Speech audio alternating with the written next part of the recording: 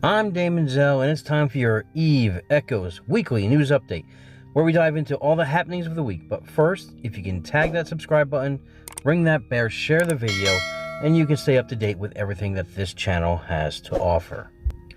Alright, now I know that this is a late video, and it's almost 2 weeks since my last one, but there were reasons for the delay, and real life should always take precedence over a video game.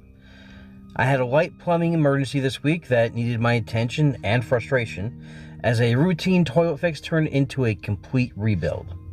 Also, my klutz wife, her words, not mine, I know better, broke her toe and foot over her a week and a half ago, tripping over the baby bouncer chair, which I have now lovingly renamed the Toe Breaker.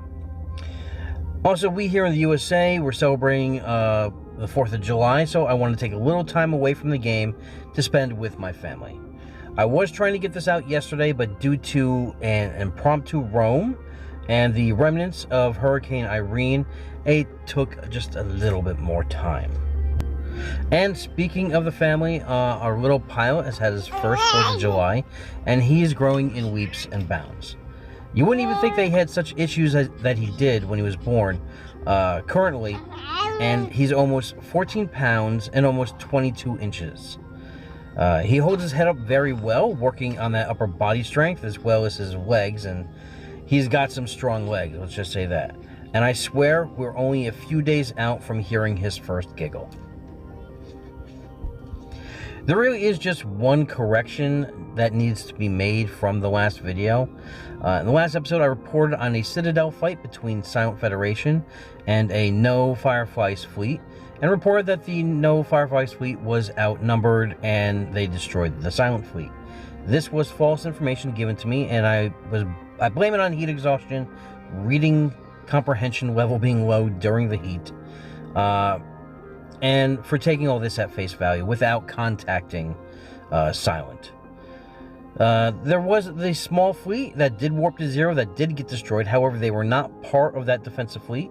I am told the numbers between the fleets were around the same, with Fireflies did outnumber Silent, and both sides did do comparable damage to each other's fleet. As proof, Silent even has a video of the engagement up on their channel to show as evidence of this. Alright, let's just jump right into the patch notes for the July 7th. We have nanocore optimizations. You can now share your customized nanocore setup to chat windows, where you can also apply other player fittings to your own ship. When customizing your nanocore, you can now reset the default settings or undo the reset. There is now a full screen mode option available while viewing your nanocore. The UI will be hidden. This will be great for taking those screenshots of your funky colors. The bonuses of your customized nanocore will be shown on both the fitting page and the tooltips now. Nanocores now have tooltips showing where they can be obtained. Always a good thing to know. The nanocore icons in the market were changed from purple to blue. Now, I do want to make a note for those of you that don't know. Nanocores cannot be really openly traded more than once. You can sell it, but you won't be able to stock up on them for reselling purposes. Number 7, optimize tapping responsiveness when upgrading your tech level. Number 8, they fixed an issue where rapid tapping in a short period of time would cause the text display bug. They also fixed an issue where some of the nanocore special effects were not being properly shown. And now we move into just actual optimizations of the game itself, and not just relating to nanocores. They estimated, well, we know this, come on, every week. They estimated the prices so that your kill mills will kind of show what they're supposed to be.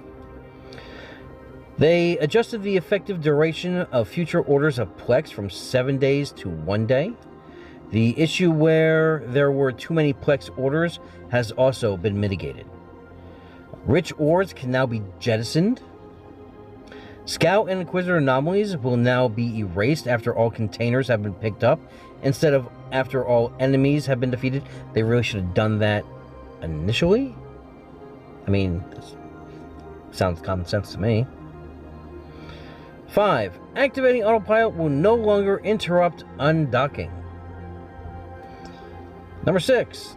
Purchase options of alpha and guest accounts are no longer restricted to interstellar trading centers. So basically, they're lifting the restrictions of the buying options and the selling options for these alpha characters. Now, I myself, because I am somewhat of a pessimist a little bit, I like to think I'm an optimist, but one could only think that the lifting of these restrictions, as well as the new bonus skill point catch-up mechanic calendar that's introduced into the game if you are a current Omega combo holder, is somewhat either of a stopgap measure of losing active players, or it is a way to bring in newer players to the game itself. Number 7 talks about the skill point reward plan to improve pilots' skill levels to help them use the new modules and ships. 8. Now players can link a security email to their account in an account center for improved security. Graphic-wise, they optimize the rendering efficiency of Niwa space. Number 10, and I love this one, this was a big pet peeve of mine.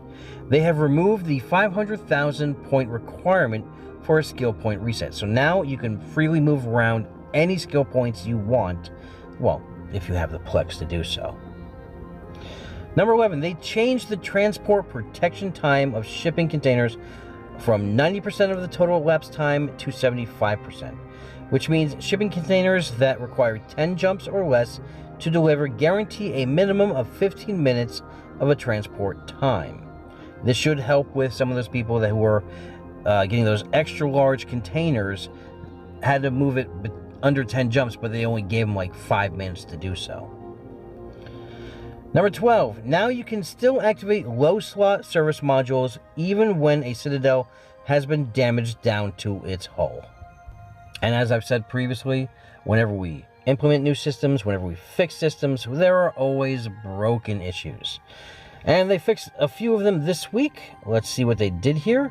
They fixed an issue where the market's delivery feature remained accessible after the player transitioned from an advanced account to a regular account. They fixed an issue where encounter missions would sometimes be in Niwa space. That had to suck. They fixed an issue where, in some rare circumstances, players were able to use cloaking devices while being locked on by sentry guns. I guess those gate campers are going to not like that one.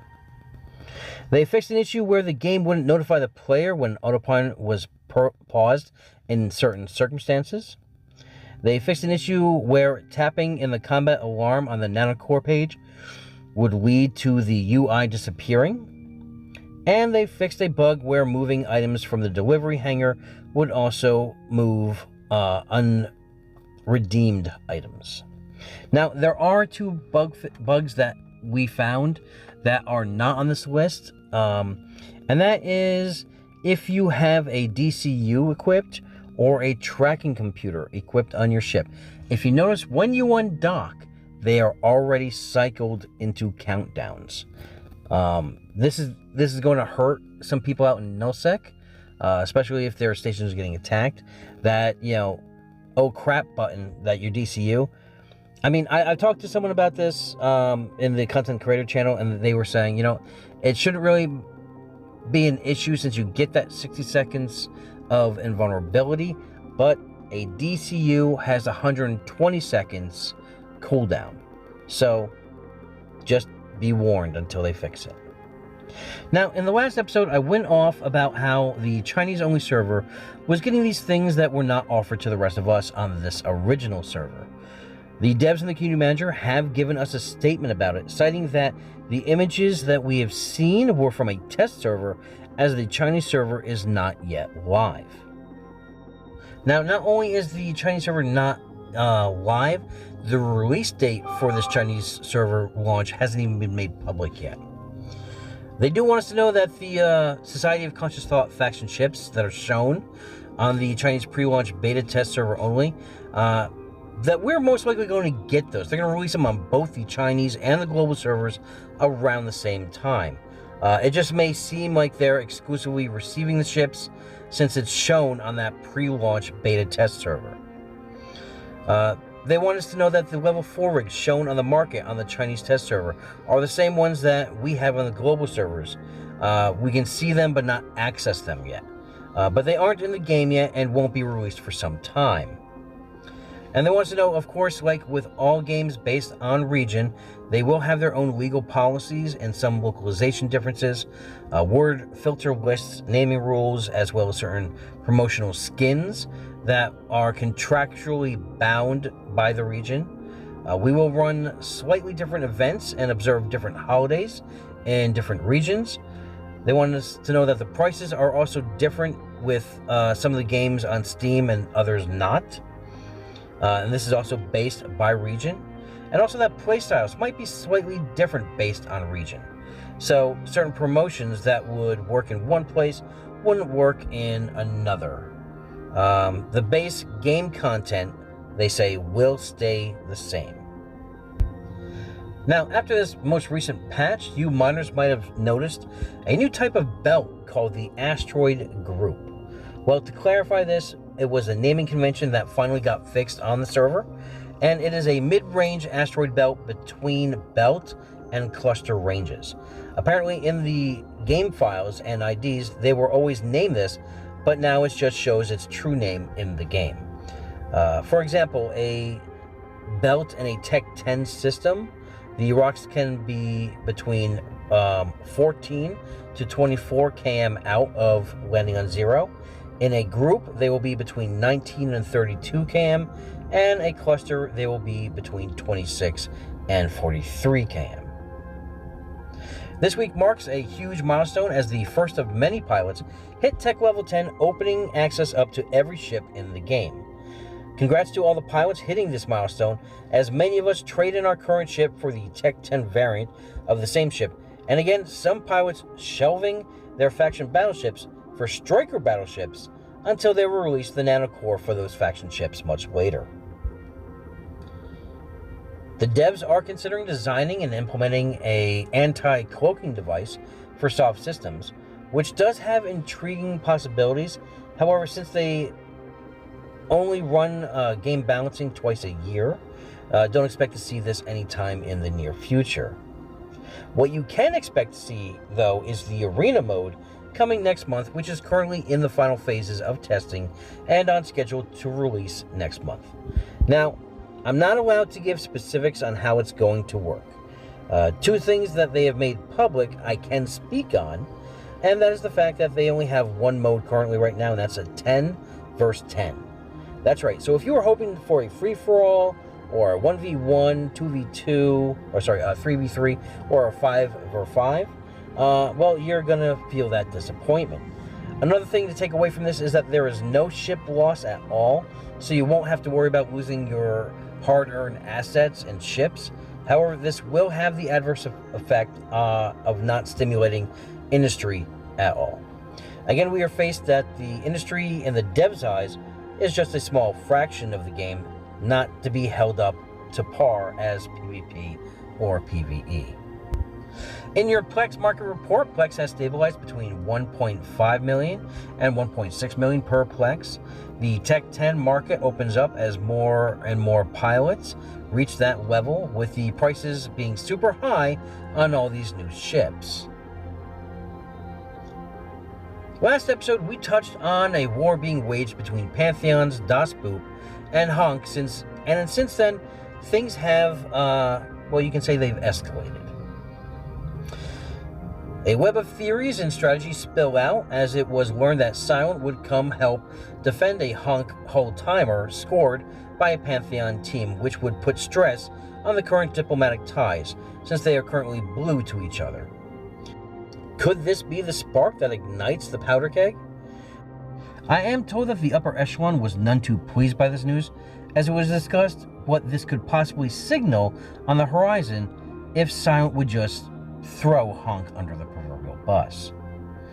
Now, due to all the hostility, the call was made to go straight after the Honk Citadel, which would be in violation of previous agreements between Pantheon and Silent about not invading the other's territory. Specifically, Pantheon agreed not to enter Pureblind, but the call was made to stage and hit the Honk Citadel within that region.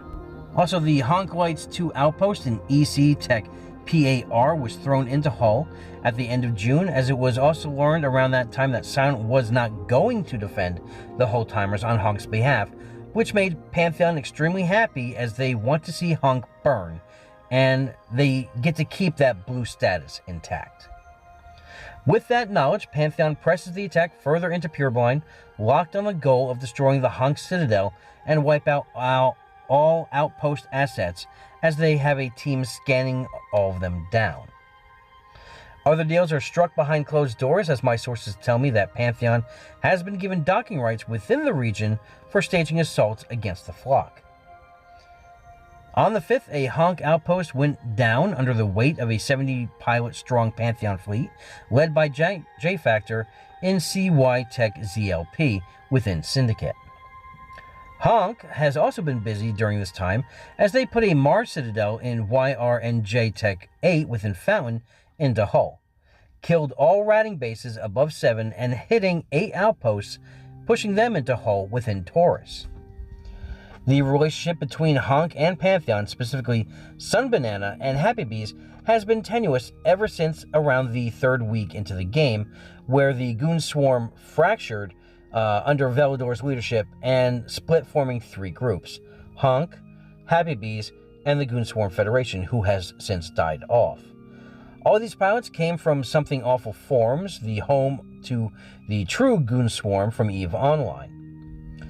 The 2 surviving groups always had an open dialogue, but never blue status with each other, even though it was sought after by Happy Bees. Most of Honk pilots view Happy Bees as fake goons, and would quit if Honk and Happy Bees were ever to get blue with each other, as some pilots still harbor grudges. Honk lives in Syndicate and states that 80% of their PvP is just messing with Pantheon, and the other 20% is whatever bad round feels like killing.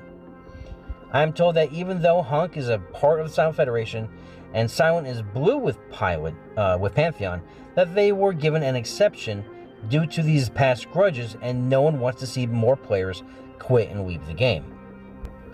Honk leadership states that everything going on is a overreaction on Pantheon's side, as members of Boop think wild geese are part of Honk, and that one pilot from Honk shot a Boop outpost, and Mario, Boop leadership, went to Sunbanana stating that Honk was leveling outposts within the region.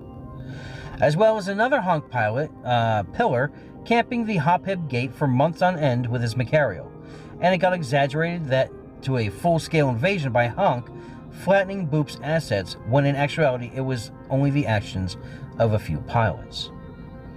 After these talks, I am told that Sunbanana demanded blue, or would bring war to Honk's door. All the while, Honk being in talks with Meyer from Boop, hammering out a non-invasion pack, including not hitting bases or structures, and was bringing that deal to Pantheon Council that day. Back to the Citadel that Honk put into structure, Pantheon put out a full CTA, and 360 Pantheon and Genesis pilots, along with Catch-22, heeded the call to defend the Mars outpost from 30 Honk pilots. That's right, 30. Well, during that CTA, someone else was out there looking for a fight. No, Please Stop showed up with around 80 ships to mix it up with the large defensive fleet. There was small skirmishes with neither fleet suffering huge losses, and the Citadel was saved for another day.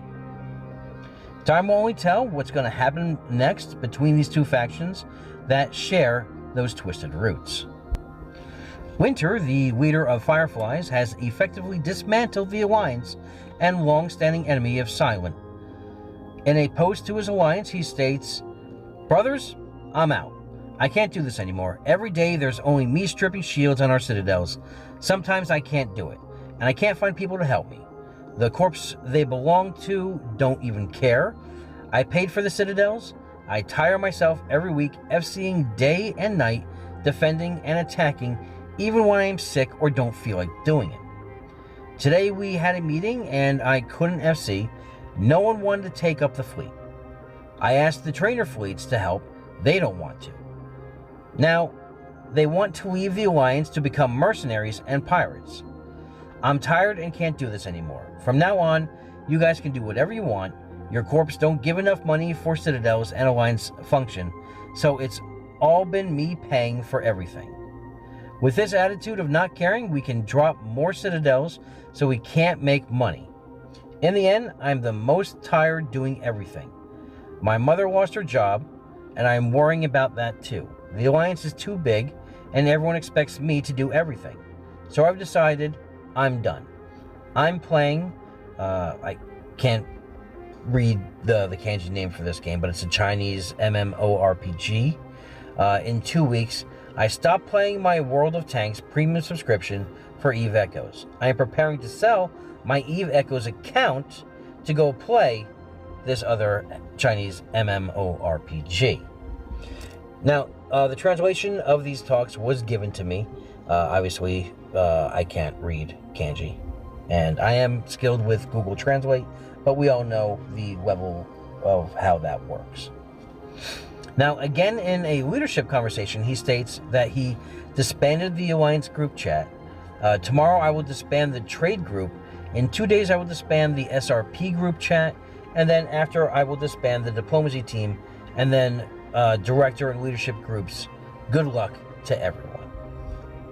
I am told that most of these corps have been welcomed with open arms into the CEA, the Confederation of the East, formerly ACR. No, please stop. The mostly nomadic Merc Alliance has seemingly put down some roots within Geminate. KOFR, long-standing members of the within No, have claimed SOV in UER Tech TH. What this means is not known, as even No leadership woke up to pings about the surprise SOV claim. We'll have to wait and see if this is a jump into the SOV picture, or it's just a place to entice good fights.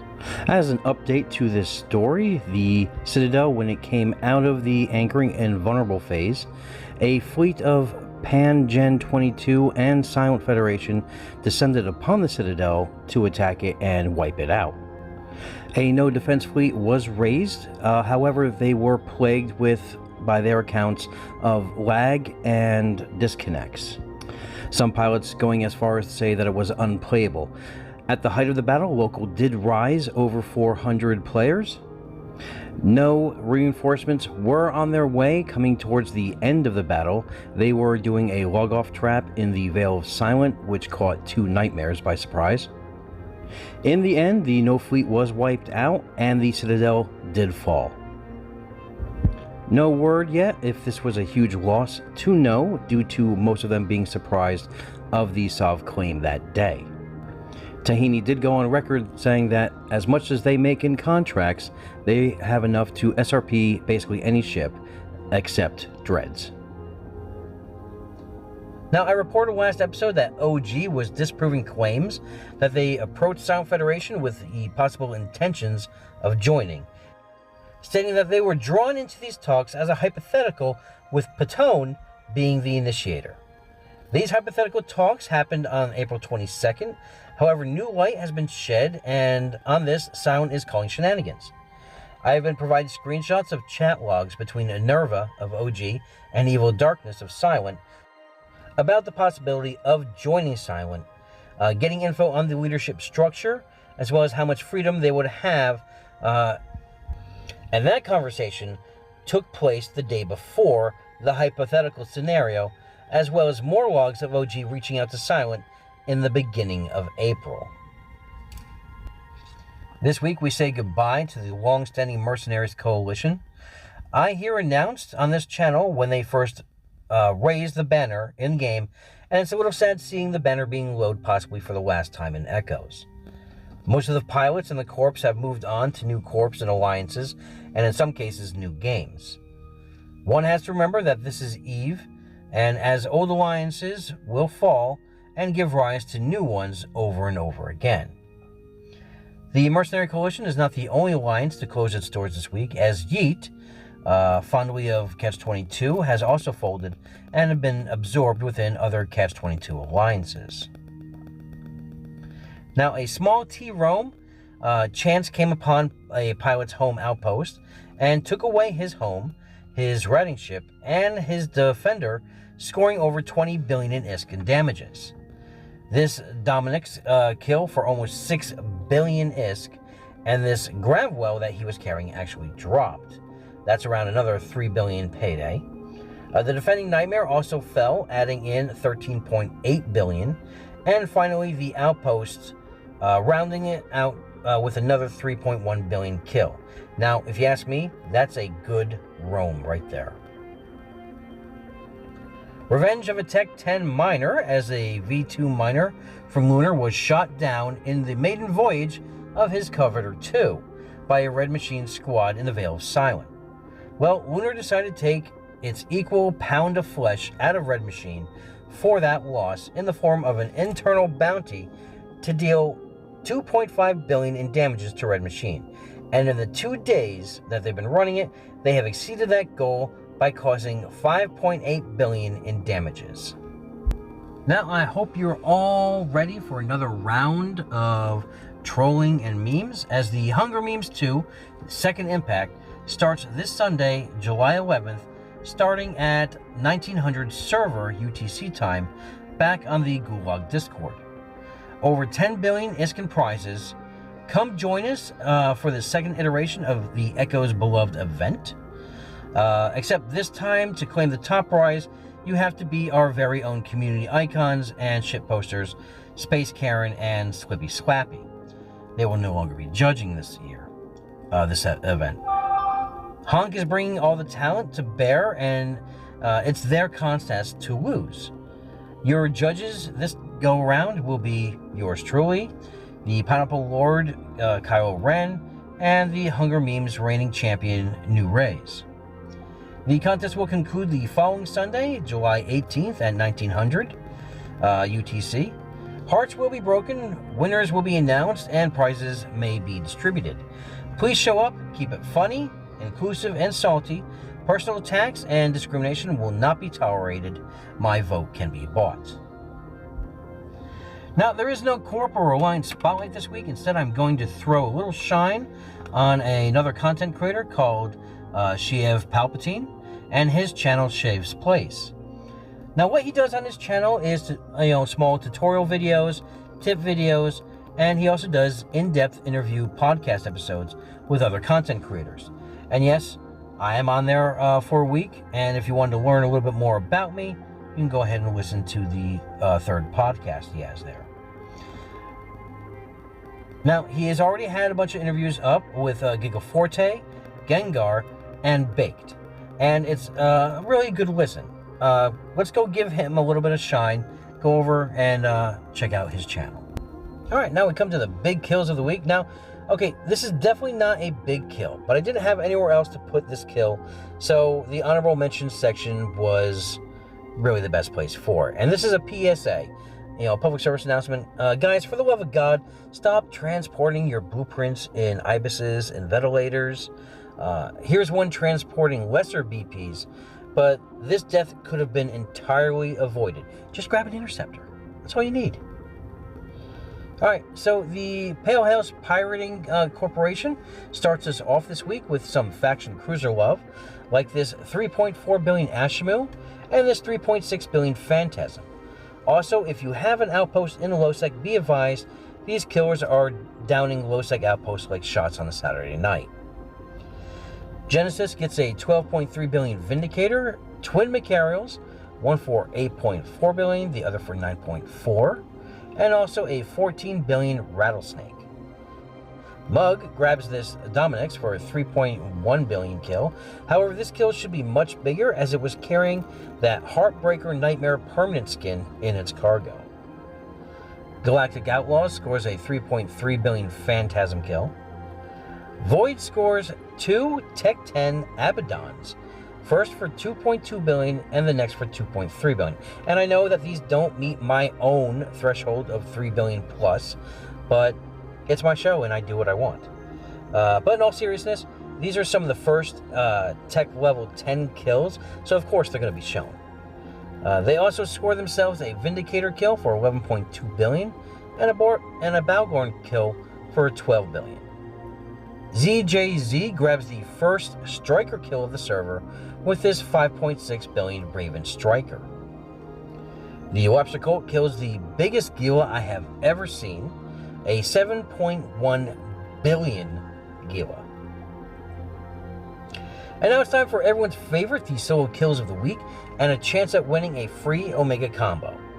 And the top 10 are Rama Lama with this 1.505 billion Condor 2 Interceptor kill, Juniper with a 1.533 billion Succubus kill, Victoria Wild with a 1.568 billion Hurricane kill, H. Mister with a 1.819 billion Dominic's kill, Docta with a 1.851 billion Coveter 2 kill, M1A1 with a 1.877 billion Coveter 2 kill, Eric B with a 1.955 billion Hurricane Prototype kill, Arglarks with a 2.3 billion Cinnable, Unfolded Grunt with a 3.6 billion Raven, and the winner of this week's Omega combo is Reaper of Twice and his new Raven Striker,